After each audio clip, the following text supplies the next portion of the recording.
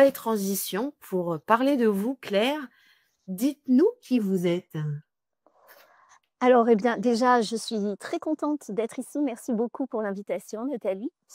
Alors, moi, je suis enseignante, je suis professeure d'éducation musicale et professeure de chant. Donc, il y a 20 ans, j'ai commencé et j'ai mené comme ça cette double, on va dire, j'ai eu cette double casquette pendant 20 ans, à la fois de professeur de chant et à la fois de professeur de musique, donc au collège, je suis dans le secondaire. Et au départ, je faisais de la rééducation vocale et très rapidement, j'en suis venue justement à former à la prise de parole, avec tout ce que ça comprend. Donc c'est un sujet qui est très vaste, on aura l'occasion d'en discuter. Et du coup, bah, finalement, ce livre, c'est un petit peu le fruit de cette double expérience, que j'ai, chaque jour finalement sur le terrain. Merci. Et effectivement, pendant 1 heure, hein, on va balayer ce grand sujet de l'oral. Qu'est-ce que c'est que l'oral?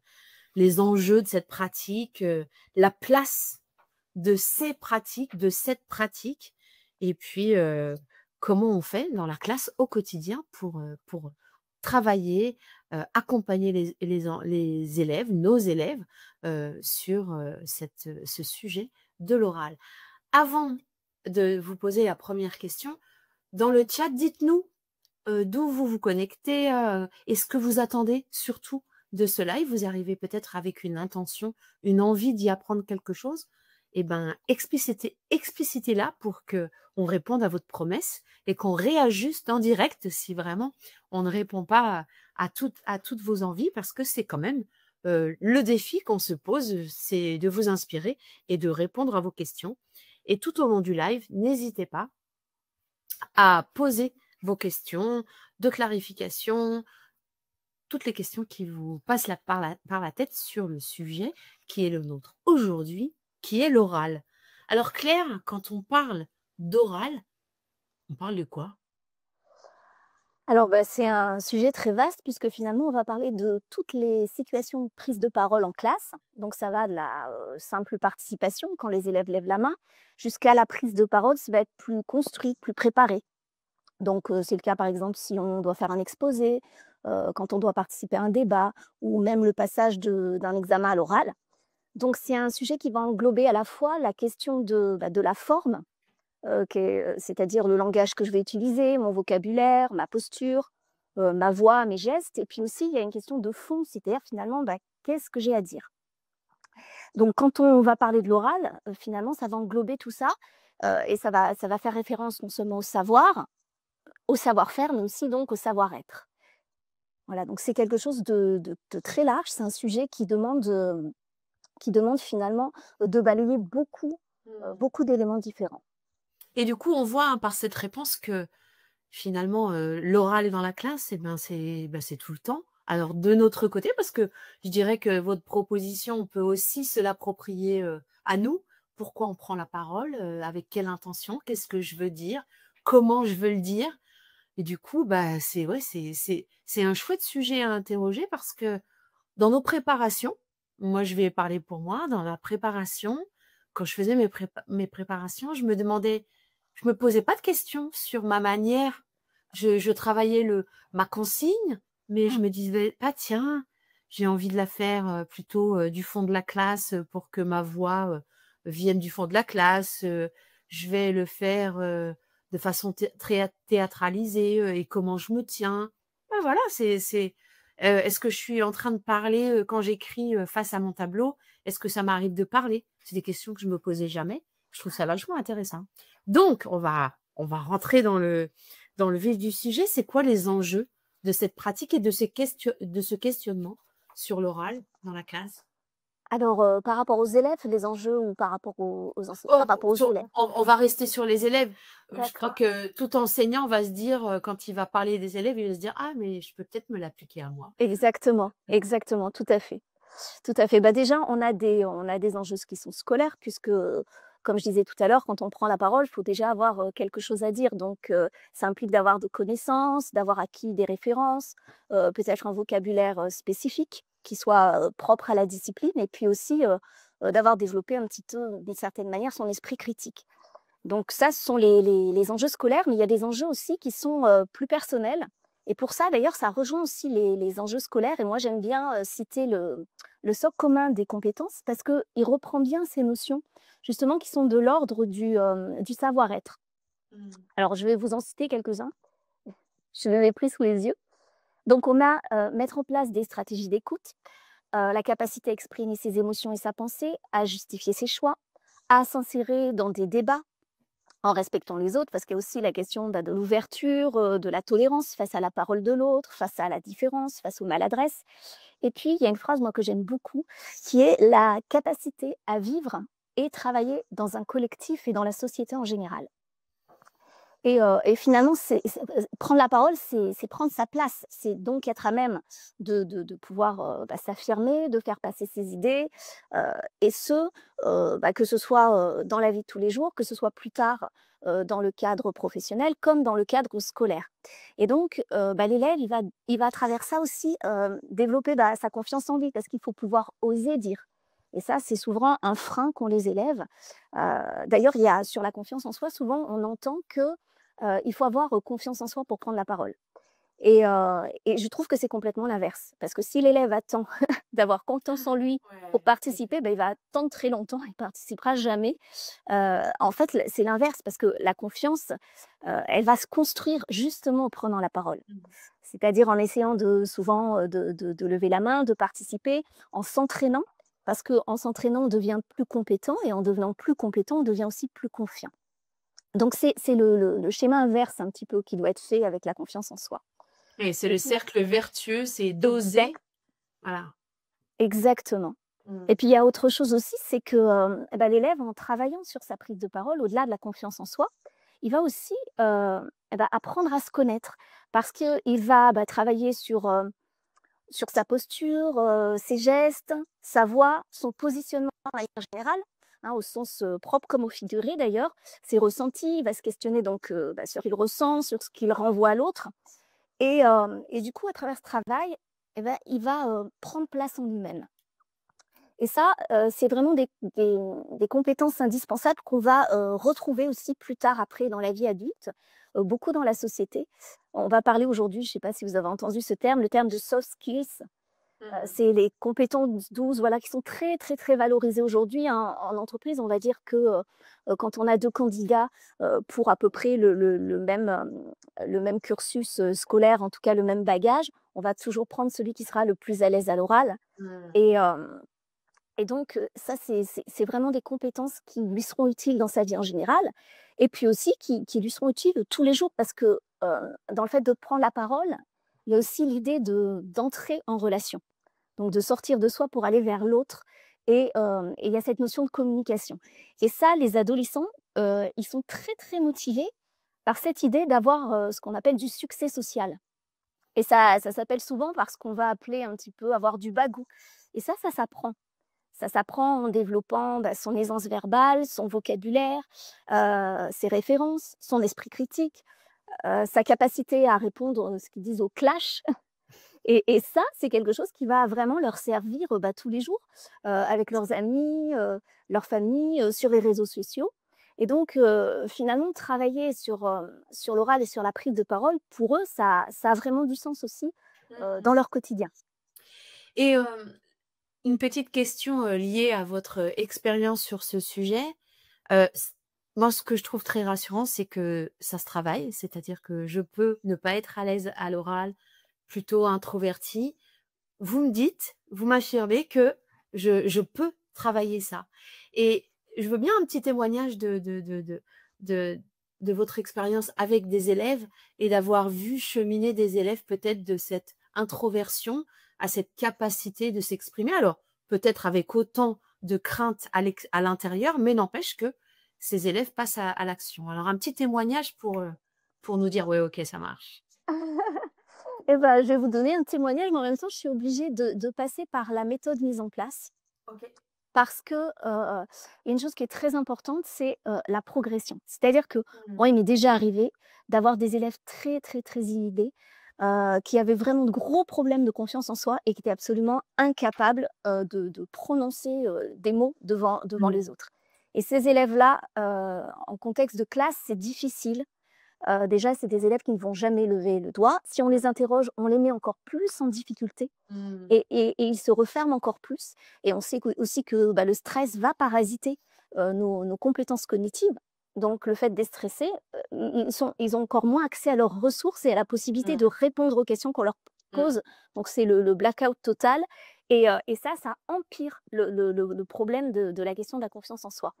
Donc c'est quelque chose, que j'ai pu, enfin cette progression, elle fonctionne. J'ai pu l'observer à condition, d'avoir mis déjà cette notion de progression en place. Mmh. C'est-à-dire qu'au départ, l'enfant ne doit pas être complètement, avec tous les regards des autres élèves face à Mmh. lui, complètement immergé comme ça en classe.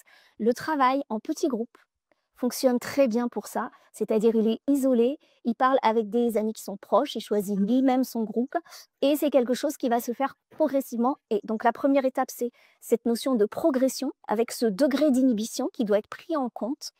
Parce qu'il y a des élèves qui ont pas de problème à ce niveau-là, il y en a d'autres qui en ont énormément, Mmh. donc il faut en tenir compte. Et puis la deuxième chose, c'est de la pratique, de l'entraînement. Et moi souvent, ces élèves qui ont ces difficultés-là, je leur donne des défis tout simples, mais à mettre en place dans leur vie quotidienne, c'est-à-dire hors Mmh. classe. OK. Voilà, c'est quelque chose qui est beaucoup plus, c'est un travail qui est beaucoup plus global. Ouais, très bien. Et ma question, vous parliez de finalement d'aller chercher, les élèves ou toute personne d'ailleurs accompagnée sur ce sujet, là où il est. Vous avez, vous, une manière de diagnostiquer un peu, l'aisance de ces élèves? Savoir si, c'est plutôt un souci, d'éloquence ou si c'est un souci, heu de pas savoir quoi dire? Ou est-ce que ça revient toujours à quelque chose de l'ordre de la confiance en soi? Non, il y a la question aussi des savoirs, hein, il faut Mmh. C'est avoir ça. quelque chose à dire. Mmh mh. Donc il y a la question des connaissances. Ça, on le voit très vite quand on passe par l'écrit. Quand on passe par l'écrit, on peut tout à fait évaluer, le niveau de connaissance et souvent d'ailleurs, il y a des élèves où il y a un écart énorme entre ce qu'ils sont capables de produire à l'écrit et puis ensuite Mmh. leur passage à l'oral. Donc là, on Mmh. on voit tout de suite que le problème, il n'est pas d'ordre, on va dire d'acquis de connaissances Mmh. ou Mmh. de réflexion et qu'il est vraiment de l'ordre de blocage vis-à-vis de la prise de parole. Oui, du coup, ma question était, est-ce que vous, vous avez un peu une méthodologie pour, poser un diagnostic et je le mets bien entre guillemets, hein, sur là où en est, l'élève pour lui donner à voir finalement que, ben, son souci actuel, sa problématique, c'est plutôt, de savoir ce qu'il a à dire ou si c'est plutôt du domaine de la confiance en soi? Ou est-ce que ça, c'est un peu intuitif pour vous? Dans ma manière de l'évaluer Oui, ou tout à fait. dans ma façon de le Non, faire non, percevoir aux oui. élèves? D'accord. Dans ma manière de l'évaluer, bah, je dirais il y a les 2. D'accord. Déjà en début d'année, souvent je leur demande tout le tout premier cours, chacun, à leur tour de se présenter et Mmh. donc je leur mets quelques petites questions rapides, au tableau. Déjà là, je vois, par rapport à leur manière de se tenir, leur manière, bah, de se livrer, on va dire. Ouais. S Mmh. j'arrive à évaluer si c'est un problème de confiance, s'ils sont à l'aise, s'ils sont pas parce qu'il y a pas que le contenu, mais il y a la manière d'être aussi. Tout à fait. Un enfant qui est très inhibé, elle va avoir tendance à se Mmh. tenir comme ça, à ne pas regarder l'enseignant, regarder par Mmh. terre, va Mmh. avoir une attitude physique très évitante. Mmh. Donc ça, c'est des petits signes qu'il faut que ça se perçoit et je pense que chaque enseignant a en capacité, ça, de le percevoir.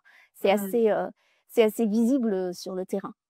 Et alors c'est vrai que d'avoir en tête, hein, ce schéma, c'est, cette prise d'oral avec, tous les faisceaux, savoir ce que j'ai à dire, comment le dire, esprit critique. On voit bien, impulsivité, on voit bien finalement ce qu'on peut aller observer, chez nos élèves et je vais vous donner à voir, 2 réflexions qui me semblent intéressantes sur, sur les élèves finalement qui, à l'inverse, ne font que parler et du coup, est-ce que votre pratique, votre manière d'aborder et d'enseigner l'oral peut aussi servir dans la régulation de ces élèves qui ont un oral, complètement débordant? C'est-à-dire ceux qui font que parler, dans le sens où parce qu'il il faut bien déterminer ce qui est de l'ordre du bavardage en classe ou Mmh ce qui est de l'ordre de la participation anarchique. Donc, mh. qui prennent tout le temps la parole, ça fait référence à quoi exactement? Alors on peut demander aux 2 personnes dans le chat, Pour poser la qui question. ont posé la question, mais Isabelle parle de celui ou celle qui intervient tout le temps. Tiffaine qui dit: «Comment freiner un élève impulsif à l'oral?» Donc voilà, c'est je pense que c'est cette impulsivité, à peut-être à prendre toute la place. En tout cas, c'est comme ça que je l'entends. Alors dans ce cas-là, c'est une participation plutôt anarchique, on va dire. Mmh. Heu, c'est intéressant dans ce contexte-là de cadrer énormément la prise de parole et Mmh. surtout de faire intervenir le groupe. Mmh. Heu, quand, chacun a un temps de parole et que c'est codifié, Mmh. c'est-à-dire, de dire: «Bon, bah, voilà, tels et tels élèves ou tel groupe, vous allez traiter répondre à telle Mmh. question. Tel groupe, vous allez répondre à telle question». De codifier, de délimiter, heu et que, chacun dans le groupe, finalement, ait en quelque sorte un temps de parole. Ça peut permettre, heu, à l'élève d'avoir, à respecter finalement des Mmh. codes, qui sont bien définis précisément. Oui, du coup, là, ce que vous dites, Claire, c'est que c'est une question de gestion de classe, en fait. C'est pas lié forcément à l'oral, mais c'est lié au code de la classe et au code de fonctionnement de la classe. Oui, Mmh. avec, justement un oral qui soit, très cadré. Souvent la participation, elle est pas forcément cadrée. On pose une question, puis tout le monde va lever la main. Le seul Mmh. cadrage qu'il y a, c'est je lève le doigt finalement et Mmh. j'attends, Mmh. d'être interrogée. Mais, Mmh. la prise en compte du groupe, le cadrage précisément sur, la manière dont ça doit être dit, le temps de parole, l'organisation et pas forcément cadré. Mmh. Après, quand c'est de l'ordre des bavardages, ça, c'est autre chose. Parce que souvent les élèves bavardent soit parce qu'ils s'ennuient, soit parce qu'ils ont, Mmh. ils ont, voilà, le temps de rebondir auprès de Mmh. Tout de à fait. de leurs camarades, donc c'est autre chose. Oui, c'est voilà, c'est des sujets différents. Mmh. Il y a quelques Oma je voulais juste, rassurer Omar, qui a des questions sur des pratiques particulières. Hem Je pense que, on répondra, en tout cas Claire, vous répondrez, tout au long, du live et j'espère Omar que sur votre première question, sur ta première question, on a répondu. Omar pose une question sur le travail d'équipe, de recherche, d'exposé, donc je pense Claire que vous en parlerez. Il y avait une autre question sur la lecture à voix haute. Voilà et puis voilà, je crois que pour l'instant, on en a fait le tour. Donc ben, je veux bien poser une question avant de vous poser la question d'après Claire, à ceux et celles qui sont là. Heu, Comment vous travaillez, vous, l'oral, au quotidien, dans votre classe? Pour partager vos pratiques, si vous voulez bien. Et la troisième question, Claire, c'est, finalement, quelle est la place de cette pratique? Alors, moi, j'avais mis entre guillemets «ces pratiques». Est-ce que c'est une pratique transversale, donc qu'on va travailler partout? Ou est-ce que c'est spécifique? Ou est-ce que c'est un peu des 2? Ah bah, c'est nécessairement transversal parce que Mmh. toutes les disciplines sont concernées. D'ailleurs, dans le socle commun, c'est vraiment les toutes les compétences liées à la prise de parole sont vraiment reprises et Mmh. distribuées, dans toutes les disciplines. Après, c'est vrai qu'il y a des disciplines qui vont s'y prêter plus que d'autres. Je pense notamment au français où on peut même mettre en place des ateliers théâtre ou, Mmh. voilà, l'histoire géo aussi, les langues. Moi, je sais que dans ma discipline, on va beaucoup travailler sur, la voix, la projection de la voix, l'articulation, la posture et puis aussi, bah, l'expression orale, quand on doit faire un compte rendu sur, ce qu'on vient d'écouter, ce qu'on vient de percevoir, ce qu'on vient d'analyser. Il y a des disciplines pour lesquelles c'est plus difficile, mais ça reste vraiment, accessible à tous. C'est-à-dire, c'est pas tout le contenu qui compte que, la manière de faire, parce qu'on peut prendre la parole finalement sur n'importe quel contenu.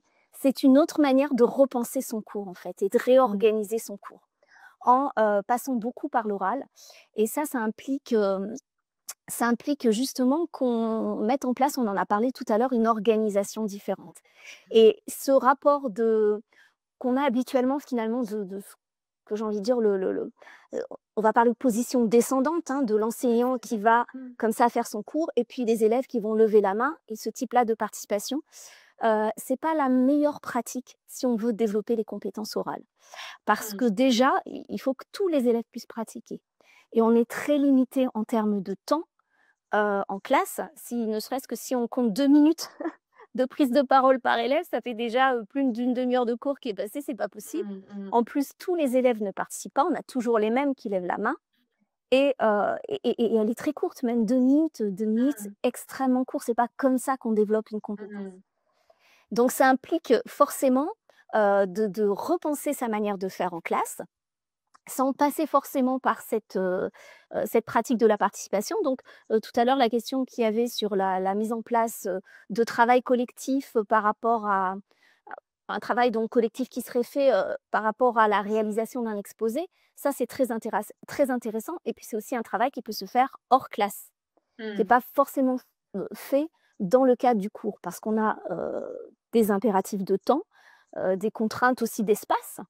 Parce qu'à partir du moment où on veut travailler, en groupe, avec des groupes, bah, déjà des groupes plusieurs groupes d'élèves qui travaillent, ça fait du bruit dans la classe. Il faut de l'espace pour que les uns et les autres ne Mmh. se gênent pas. Les classes sont quand même assez restreintes. Donc il y a beaucoup de contraintes. On a beaucoup de contraintes. Mmh. Ce que je trouve intéressant dans votre réponse, c'est que finalement, en tant que prof de maths, heu, mobiliser, enfin, m'interroger sur la place de l'oral dans ma classe, c'est vachement intéressant. C'est de se dire: «Mais finalement, ah bah tiens, je m'aperçois que je ne fais participer mes élèves à l'oral que en réponse à une question que je donne». Et du coup, comment je peux équilibrer sur, alors non pas forcément sur un seul cours, mais sur l'ensemble de mes cours, les différentes manières de mobiliser l'oral dans mes cours? Et finalement, on voit bien la transversalité de Oui. ce sujet. Oui, et puis par exemple, le professeur de maths pourrait très bien demander à chaque, cours, que les élèves, par petits groupes, fassent une synthèse à l'oral de ce qui a été vu en cours, de ce qu'ils ont compris, de ce Mmh. qu'ils ont, voilà, de leur expérience, personnelle et en même temps, bah, des acquis, sur le plan des contenus. Il pourrait très bien mettre en place en début d'heure, un petit, avec un groupe qui passe à chaque fois et qui présente à l'oral une brève synthèse du cours précédent. C'est Mmh. une autre forme de prise de parole et ça permet de faire un rappel de cours aussi et ça permet aussi à l'enseignant, c'est très riche pour l'enseignant parce que ça lui permet lui aussi de voir ce qui a été compris, pas compris, Tout à fait. acquis ou pas et ça crée aussi d'autres échanges avec les élèves. Mmh. C'est vraiment une nouvelle manière Mmh. de d'enseigner. Surtout qu'on dit souvent que de poser, à nos élèves la question: «Est-ce que vous avez compris?» C'est juste, ça ne sert à rien en termes de feedback. Par contre, de leur faire, verbaliser, reformuler, ce qui a été vu, travaillé, là, on a un vrai feedback sur, ce qui a été, retenu, entendu, compris ou pas compris. Donc Complètement. mais et du coup, moi, je trouve ça intéressant. En vous écoutant parler, j'aurais envie d'un tableau à double entrée sur, les différentes prises de parole et les objectifs. C'est, donner à voir une connaissance, analyser, interpréter, échanger et du coup, on voit toutes les possibilités et je ne sais pas s'il y a ça dans votre livre, mais j'adorerais avoir un document comme ça pour me dire: «Ah ouais, tiens, ça fait longtemps que j'ai pas croisé, la prise de parole spontanée, avec, l'analyse, d'un cours», par exemple. Voilà. Alors ce qu'il y a dans mon livre, il y a plein de fiches d'auto-évaluation, qui OK. vont répondre à des intentions différentes. Par exemple, Mmh. si mon objectif, c'est de mener un débat et de convaincre, donc il y a toute une partie sur les contenus et les outils sur le plan des contenus, qui sont liés au comment convaincre et puis il y a aussi, bah, est-ce que, ma voix était, suffisamment forte, audible? Ah, trop Est-ce bien. que, Mmh. mon articulation était bonne? Il y a des choses aussi pour la gestuelle, la posture. OK. Parce que quand on se tient comme ça fermé, on est évidemment moins convaincant que quand on se tient comme ça ouvert Mmh. avec, Mmh. avec une certaine gestuelle. Donc, Mmh. c'est à chaque fois un tableau d'analyse globale qui est fait en fonction des différentes intentions et des différents objectifs de la parole. Que ce soit, restituer un savoir, que ce soit convaincre, informer, capter l'attention. Voilà, toutes Mmh. ces thématiques-là, sont reprises et il y a des fiches d'auto-évaluation pour l'élève et pour l'enseignant lui-même. Mmh. Alors, en pratique, comment ça se décline dans votre classe et de manière générale pour travailler cet oral? Vous parliez de progression en début de live. Voilà, concrètement, donnez-nous un aperçu de ce que peut être une pratique de l'oral dans une classe.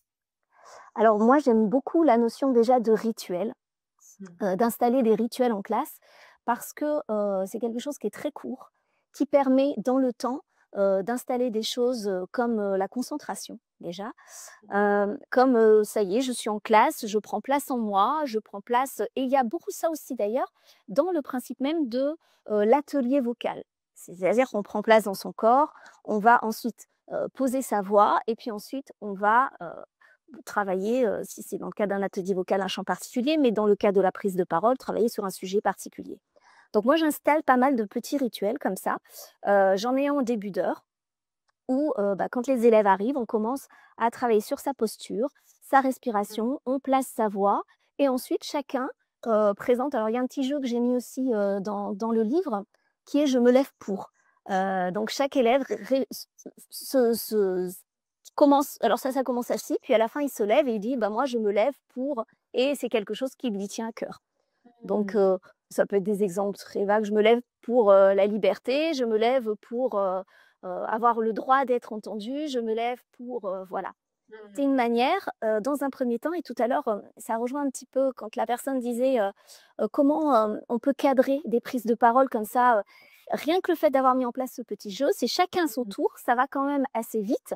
On fait les respirations, le souffle ensemble et puis chacun se lève, je me lève pour, il se rassoit, je me lève pour, il se rassoit Mmh. et ça c'est, quelque chose qui va cadrer déjà dès le départ la prise de parole et qui va amener aussi une concentration et une présence en classe où ça y est, ils arrivent de ils arrivent du couloir, de la cour ou autre, ça y est, on entre en Mmh. classe, voilà. Alors ça, c'en est un, mais je ne veux pas forcément mettre celui-là. En tout cas, cette première étape de prendre place dans son corps, de respirer, de se positionner, de réfléchir aussi à ce qu'on va dire et c'est toujours quelque chose que je vais mettre en début d'heure. Mmh. Donc le fait de mettre comme ça des petits rituels, alors je ne le fais pas dès le début de l'année.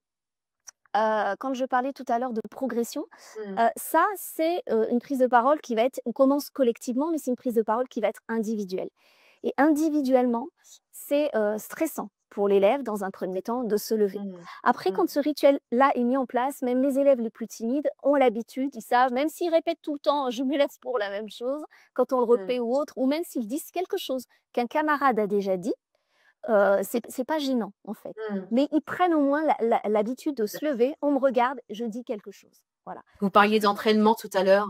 Mmh. c'est ça et je dis quelque chose qui fait sens pour moi et qui fait sens pour d'autres et ça, c'est une pratique qui prend pas, énormément de temps puisque par élève, il y a 10 secondes, pour dire une phrase, allez 10-15 secondes, c'est très Mmh. rapide. En général, les rituels, pour moi, durent 5 minutes en début d'heure D'accord. et on peut les relier à son tour. Mmh.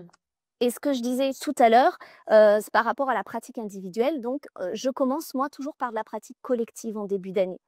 C'est-à-dire que la prise de parole ne soit pas: «Je suis tout seul face à la Mmh. classe», mais je parle en même temps que les autres. Et D'accord.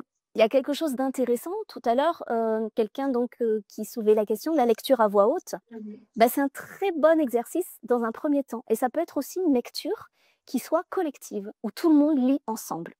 Tout le D'accord. monde lit ensemble. Alors pour éviter le brouhaha et pour faire en sorte que tout le monde soit en même temps, soit le professeur en même temps peut aussi, mais soit sinon en général, moi je peux montrer au tableau D'accord. le texte et puis suivre en même temps et je vais, donner une intention quand je mets en place la lecture. Mmh. Je vais donner une intention, par exemple: «Votre objectif, c'est de convaincre» et puis tout le monde va lire en même temps le texte.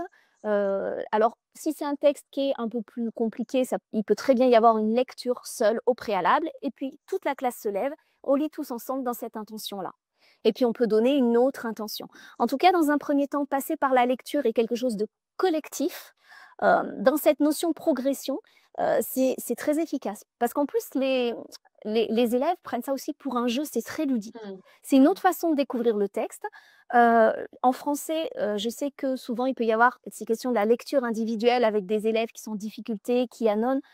Si on prend un rythme assez lent de lecture et qu'on fait faire à toute la classe en même temps, bah, l'élève il est un petit peu protégé par le groupe et il peut quand même s'entraîner sans se mettre en danger.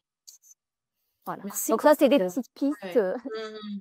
Donc au quotidien, des rituels, mais pas que, j'imagine? Est-ce que est-ce que vous avez, par exemple, des séances spécifiques qui travaillent, sur l'intention, le débit de parole, sur la posture?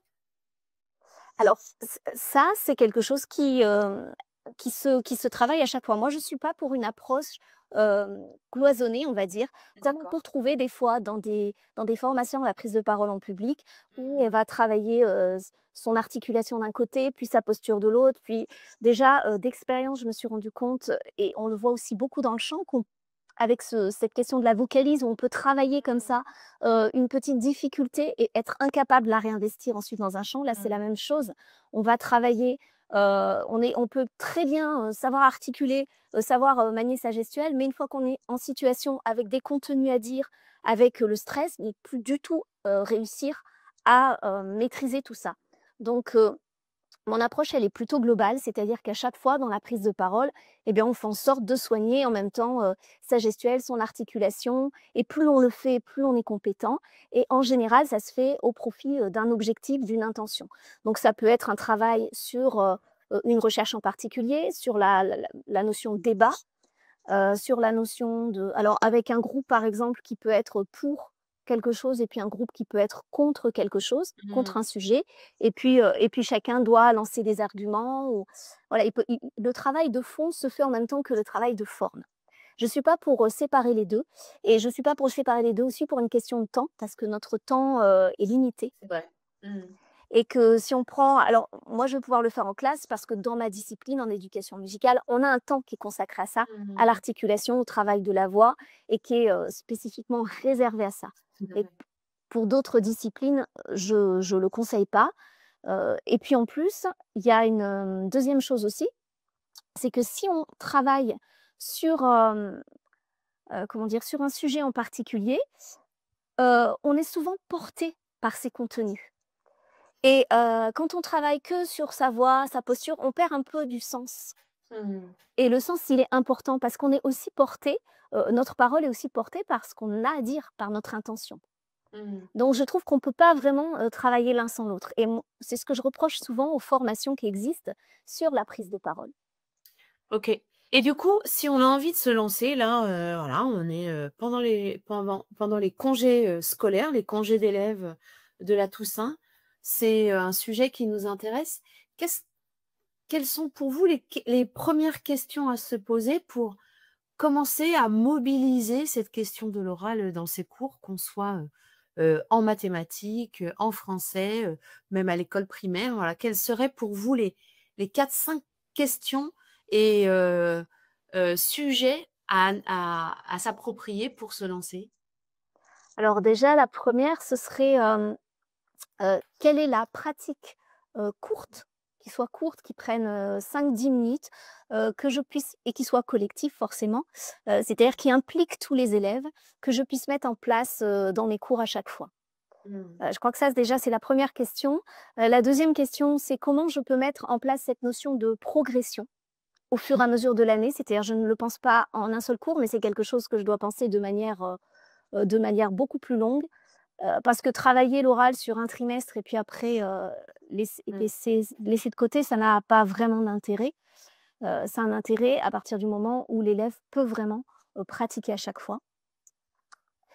Hem Et puis ensuite, bah, comment faire des liens? D'ailleurs, c'est peut-être même la première question qu'on doit se poser, c'est comment je peux faire des liens entre ma discipline, mes contenus, Mmh. les attendus à moi au niveau de la discipline, et puis, les compétences orales à développer.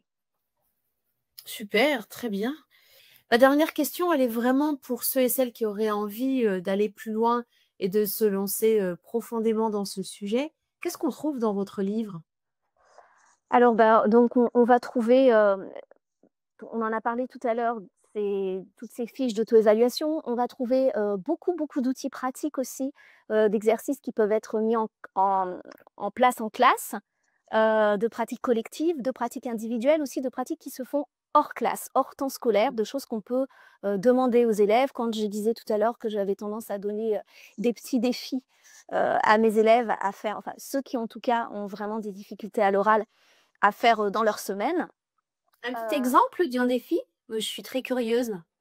Bah, en éducation, moi je le fais en éducation musicale, donc après je pense qu'il faut l'adapter, mais bah, je leur demande pendant la semaine de trouver un morceau, qui leur plaît, vraiment une musique qu'ils aiment bien, et à un copain ou à une copine, d'arriver à leur parler de ce morceau-là, de dire pourquoi ils aiment bien, voilà, d'en parler, et puis après, bah, s'ils en ont parlé à un ami proche, d'en parler à un groupe, d'en parler à leur famille, d'en parler, voilà. Moi, je le fais sur des sujets qui sont en rapport avec ma discipline. C'est l'occasion de s'entraîner aussi à une méthodologie. Et qu'est-ce que j'analyse, qu'est-ce que voilà.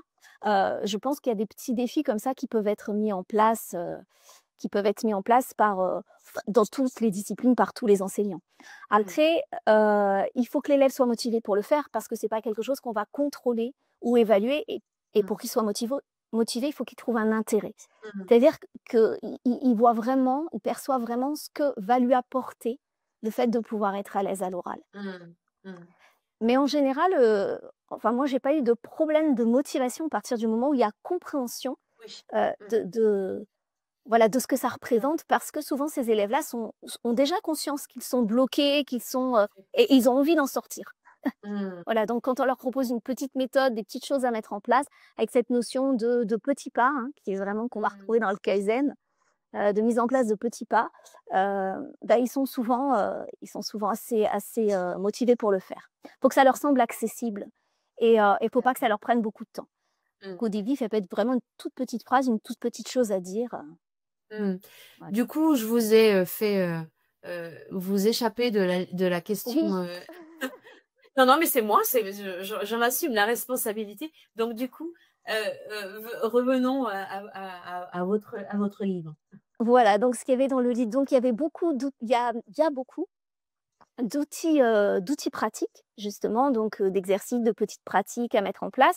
À la fois, comme je disais tout à l'heure, l'ensemble de ces pratiques tourne autour d'une approche qui est globale, où mon but, c'est pas de dissocier d'un côté l'articulation, mais c'est des pratiques qui sont complètes, où on peut mettre en place un petit peu toutes ces étapes-là.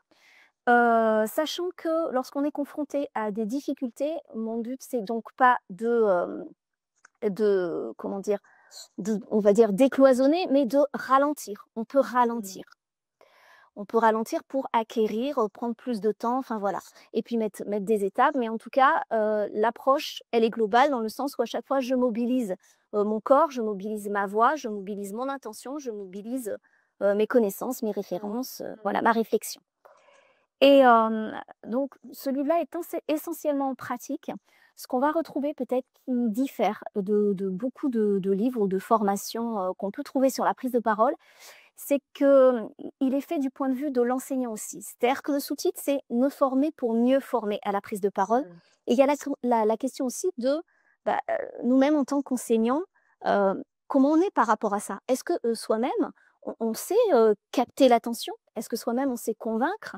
Est-ce que soi-même, on sait gérer sa voix? Il y a beaucoup d'enseignants qui se retrouvent en fin de journée, après 6 heures ou 7 heures de cours, à avoir une voix fatiguée. Et les problématiques que nos élèves vont rencontrer, on les rencontre nous aussi. On les rencontre nous aussi dans la prise de parole. Et ce livre, donc, il a une double entrée. Il y a le fait aussi de soi-même, de pouvoir s'évaluer soi, de pouvoir progresser soi, de pouvoir questionner aussi son propre chemin personnel sur la question de l'oral. Et ce que je trouve un peu dommage, c'est qu'autrefois, on avait une formation à la rhétorique, et ça a été supprimé. Donc nous-mêmes, enseignants, on est très peu formés sur le plan des contenus à la rhétorique, et sur le plan formel, comment je gère mon corps, comment je me déplace dans la classe, et quel est l'impact sur l'élève.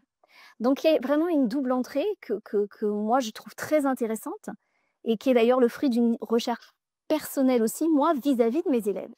Comment je fais pour pour garder leur attention jusqu'au bout, pour me faire comprendre, pour être convaincante, pour être motivante, voilà.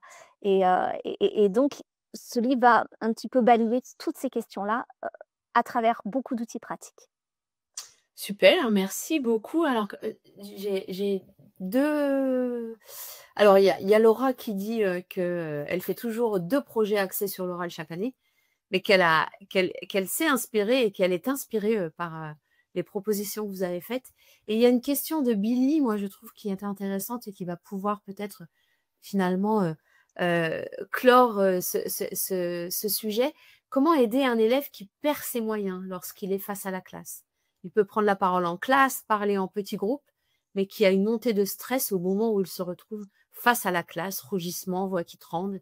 Est-ce que vous avez un conseil très opérationnel, là-dessus? Oui, alors déjà, il y a moi je ce que j'ai tendance à faire, mais ça il faut bien connaître ses enfin il y a 2 solutions possibles et il faut bien Mmh. connaître ses élèves. C'est-à-dire savoir si Voilà. l'élève est capable de se reprendre, auquel cas on peut très bien lui dire: «Bon bah écoute, vas-y on respire, allez tous ensemble, on remet du collectif, faut Mmh. t'y tenir pour que» voilà.